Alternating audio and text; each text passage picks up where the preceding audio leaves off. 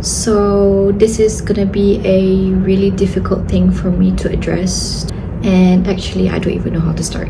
I guess I've never shared anything about my personal sadness when I'm so used to sharing like so much of myself online, you know, like the happy moments. And personally for me, I wasn't really sure like what to do or how to handle it, so I wanted to share with all of you.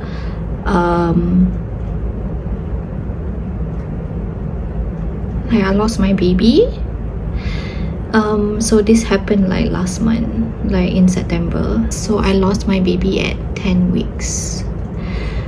I was contemplating like whether to share this to you guys online, but I feel like I want to share because I feel like benda ni macam, pretty sure like a lot of women experience this, but you know, we don't really talk about it. So I just want to like share with you guys my experience and whatnot. When I found out I was pregnant, obviously we were so happy. So me and my husband were so happy. We were overjoyed because it was a moment where we've been waiting for. We wanted this ever since we got married lah, basically. So when that happened, the baby was, I think, 8 weeks when I found out I was pregnant. So we checked. The doctor said the baby was like 8 weeks, okay? And oh my god, you guys have no idea like the excitement, and memang dah start fikir everything.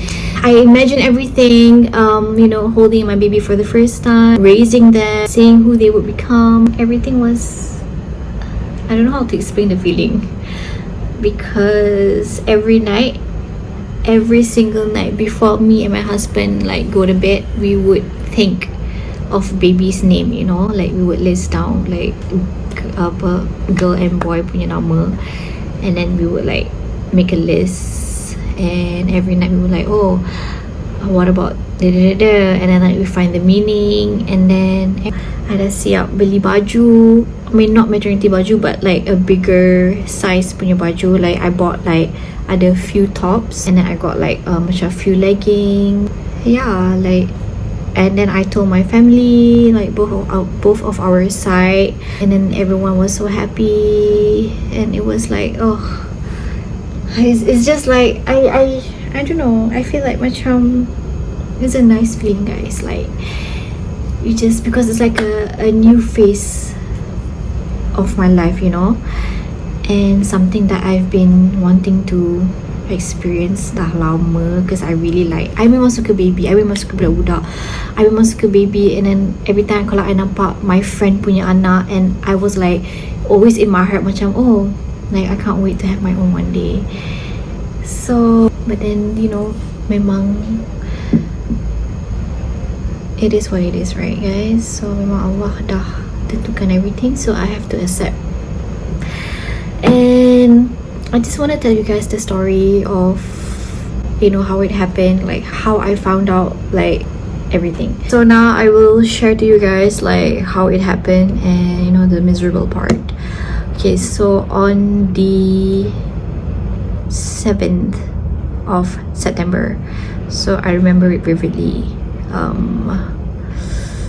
I think masa tu I think it was on Saturday, so it was Saturday morning, okay? And so after breakfast, me and my husband went to get some breakfast kat luar. So when I came back home, I felt like a really bad cramp, you know, like the period cramp, like, you know, the contraction punya cramp yang macam so sakit. And I thought it was nothing, so I waited until like maybe after dinner, like memang after, like memang throughout the day tu memang sakit, and I thought it was like just I don't know, it was my mistake also, like I didn't go check straight away, so I waited, and then sampai malam, and then after dinner I was like, oh my god, I really have to go because I want to, you know, make sure like there's nothing happened to the baby. So we went to the nearest clinic, and then I had to wait for 1 hour, guys, because clinic Saturday malam kan, so clinic tu macam full. So imagine I had to wait like the waiting room, like with the pain, 1 hour, like me outside, and then like tahan the pain. Oh my god, it was so like so bad.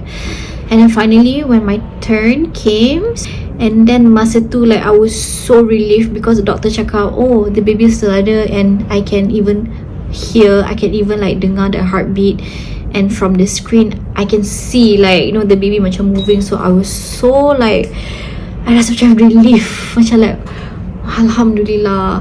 And then I told the doctor like why the pain still there, you know, like the cramp and all. And then the doctor cakap maybe because masa tu I ada urine infection, so maybe somehow like I don't know, I can't remember what the doctor told me.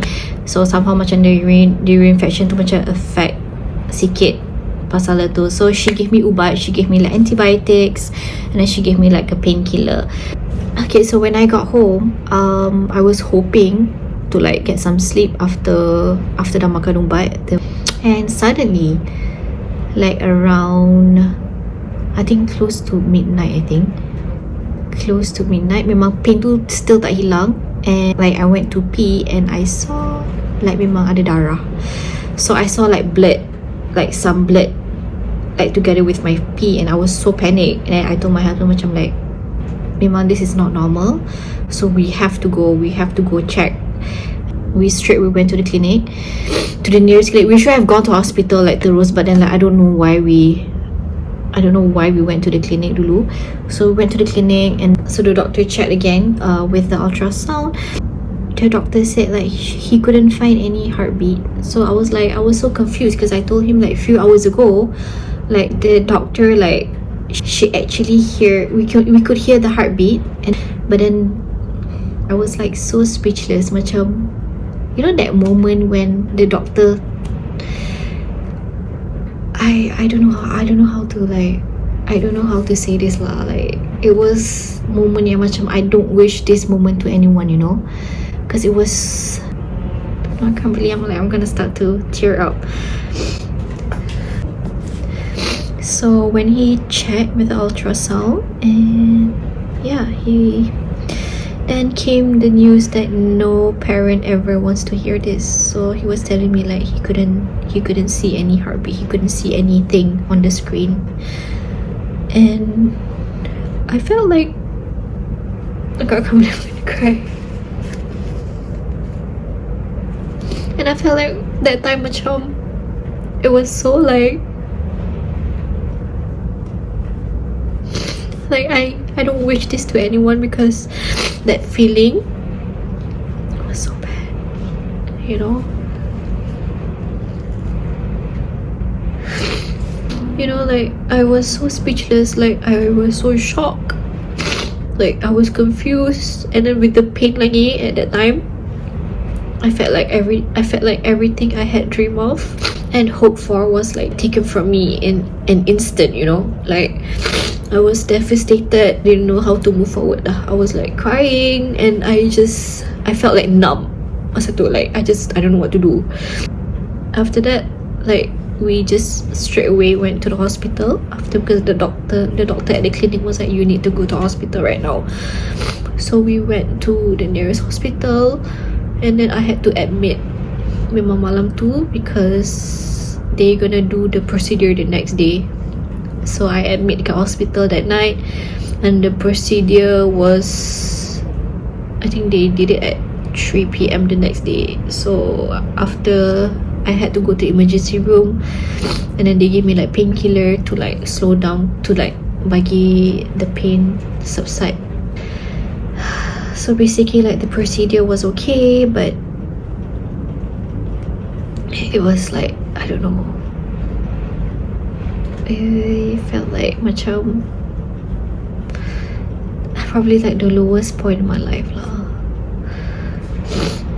So once the procedure is done, like, and now it's like another phase pula that I have to like face, you know, the grieving part, like the healing, grieving. So grieving the loss of pregnancy is something I never fully understood, you know, until I experienced it myself. So it's like, it's a unique kind of grief lah, basically. I felt so many emotions, like sadness, guilt, you know, anger. Like I macam blame myself for this, like, oh, maybe I should have done this, or maybe I shouldn't have done this, maybe I should do this, I shouldn't do that. Like I have so many thoughts in my mind macam every single day ever since benda ni jadi, and I macam always blame myself, you know, like I cry every day.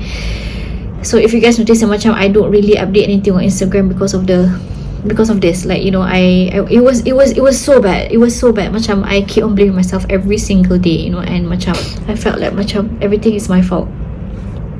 And you know, if I see macam kalau I pergi clinic or I see like anyone with baby, or macam, you know, everyone tengah pregnant, I always feel like macam wow, like kenapa I cannot be like them, you know, like why is this happening to me? Like so many thoughts, so many negative thoughts, like actually it's like those questions macam haunted me for a while, you know, like even sometimes until now, like I still get that.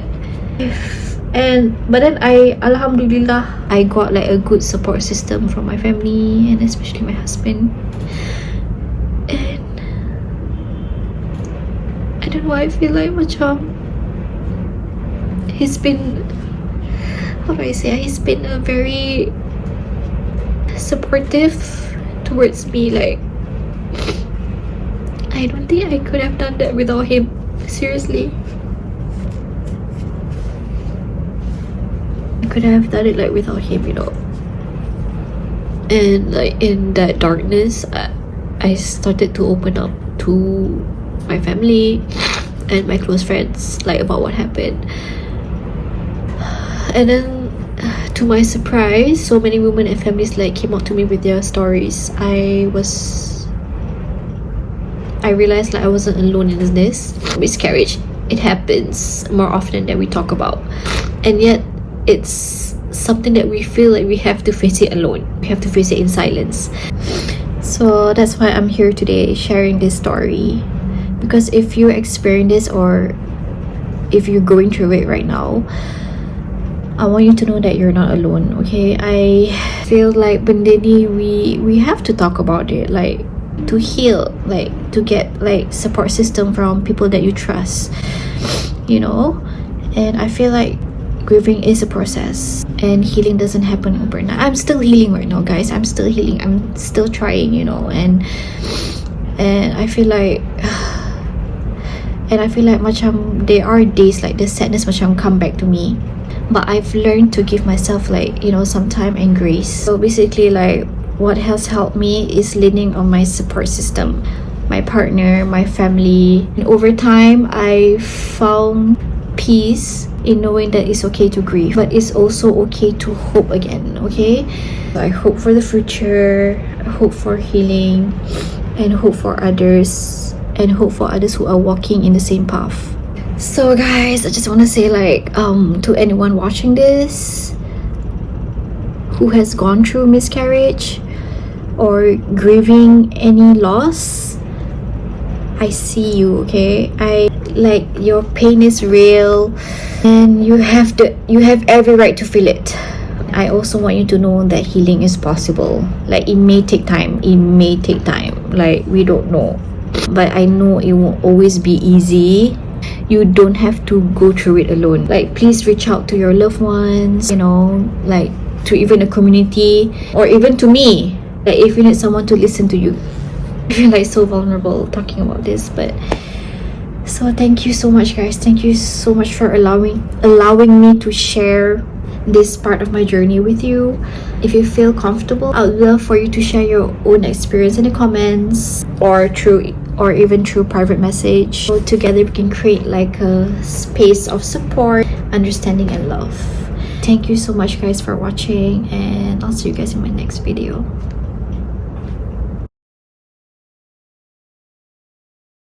Ta-da! So this was taken in 23rd of August. So remember, if you guys watched my Bali vlog, and that was like before. So masa Bali vlog tu, actually I didn't know I was pregnant because I tak dapat my period. Tapi like I self-test, you know, that the clear blue tu I buat 3 kali, but it was all negative. So I thought like, oh, maybe I got PCOS. So I cakap, okay, after Bali I'm straight we're gonna go and check the doctor. And then when I checked, they told me memang I was pregnant. And so memang sometimes the clear blue tu memang is not accurate, guys. So you better go and see the doctor if you guys macam unsure, okay? So yeah, this was in 23rd of August. So when the miscarriage happened too, that was in 7 ke 8 of September.